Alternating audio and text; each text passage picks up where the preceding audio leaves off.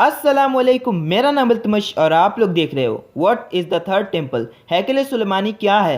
हैकल सुलेमानी असल में एक इबादत गाह थी जिसको सुलेमान अलैहिस्सलाम ने बनवाया था। यहाँ यहूदी आते और अल्लाह की इबादत करते। एक तरह से ये नबियों का पहला किबला था। काफ़ी वक्त तक यहूदी इसमें अल्लाह की इबादत करते रहे, जिसके बाद धीरे धीरे ये यहूदी गुनाहों में मुब्तला होने लगे और इस पाक हैकल में गुनाह करने लगे।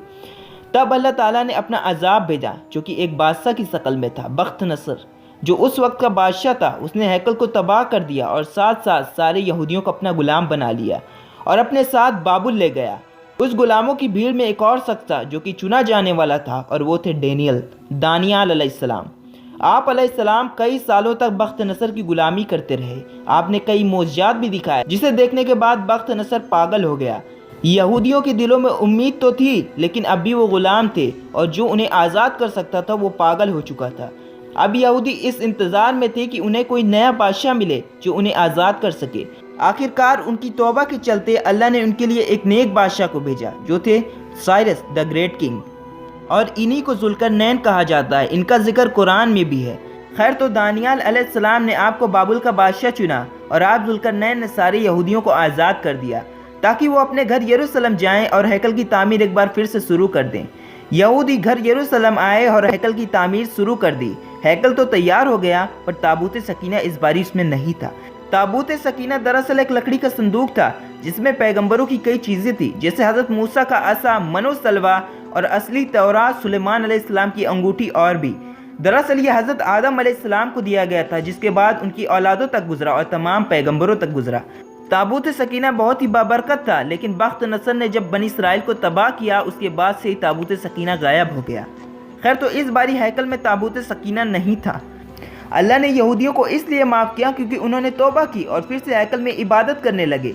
याद रखो कि अल्लाह उम्मत मुसलमा से पहले सबसे ज़्यादा मोहब्बत बनी इसराइल से करता था, लेकिन बनी इसराइल वक्त के साथ साथ फिर से खुदा से दूर होने लगे, काला जादू करने लगे, और इस बारी तो इन्होंने हद कर दी।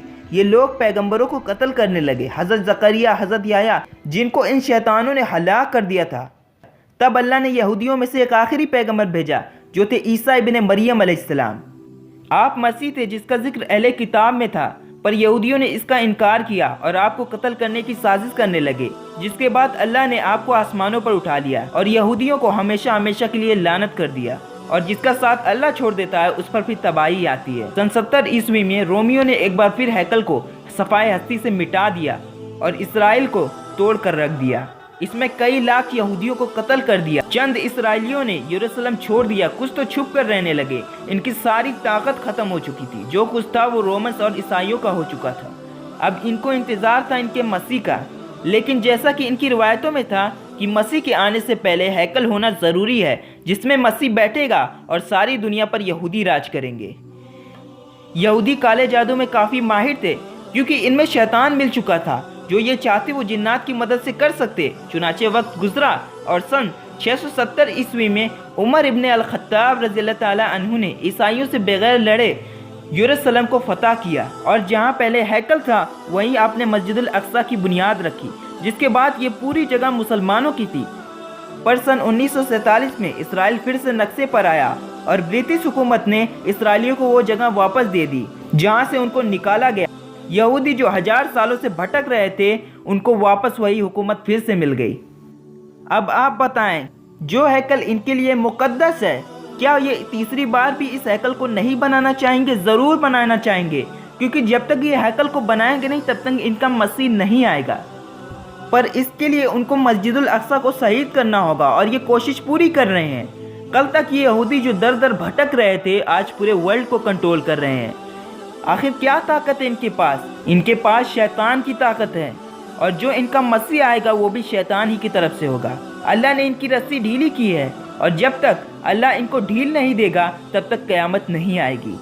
मैं आपको बताता हूँ कि इनके थर्ड टेम्पल का जो मैप है वो भी तैयार है, और इसमें दाखिल होने वाला कॉइन भी, जिसमें साइरस की और डोनाल्ड ट्रम्प की तस्वीर है। मतलब सब कुछ रेडी है, बस काम क्या करना है कि मस्जिदुल अक्सा को शहीद करना है और टेम्पल को बनाना है। तकरीबन हर निशानी कंप्लीट हो चुकी है, जैसे बैतुल मुक़द्दस में सांप और लोमड़ी का दिखना और लाल बछड़े का पैदा होना। ऐसी बहुत सी निशानियाँ पूरी हो चुकी है।